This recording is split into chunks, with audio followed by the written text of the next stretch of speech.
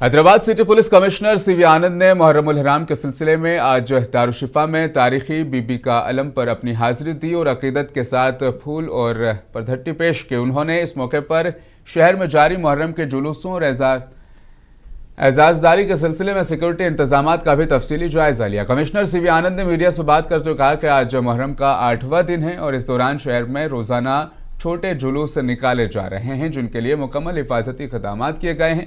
उन्होंने बताया कि मुहर्रम से कबल रियासती वज़रा, शिया मजहबी कायदीन, पुलिस और दीगर महकमा जात के साथ कई ऑर्डिनेशन मीटिंग भी मुनक़िद की गई ताकि एजाजदारी पुरअमन तौर पर अंजाम दी जा सके।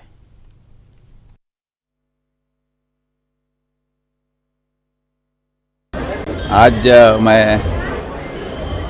मेरे पुलिस अफसरान के साथ डीसीपी और DCP traffic, DCP south zone, हमारे पूरे अफसरान के साथ यहाँ पर बीवी का अलावा पर धट्टी चढ़ाने के लिए आया हूँ। आज 8 मुहर्रम चल रहा है और पिछले 8-10 दिन से पूरे पुलिस के तरफ से जो भी इंतज़ामात मुकम्मल करना था वो किए हैं और अब तक और अमन और सुकून से सब कुछ चल रहा है।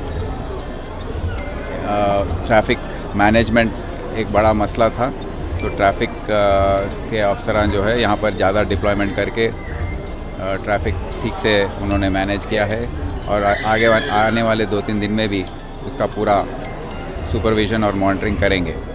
इसके अलावा जो कोऑर्डिनेशन मीटिंग्स हुई थी मुहर्रम शुरू होने से पहले, उसमें भी जो भी मसले उठाए गए थे उस पर पूरा हमने कार्रवाई की है। क्राइम टीम्स को डिप्लॉय किया है।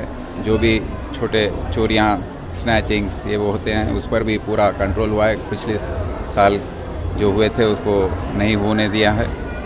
इसके अलावा ख़वातीन और औरतों को जो सताया जा रहा था उसके बारे में शी टीम्स को भी डिप्लॉय किया गया है और काफ़ी लोगों को पकड़ा गया है शी टीम्स के ज़रिए।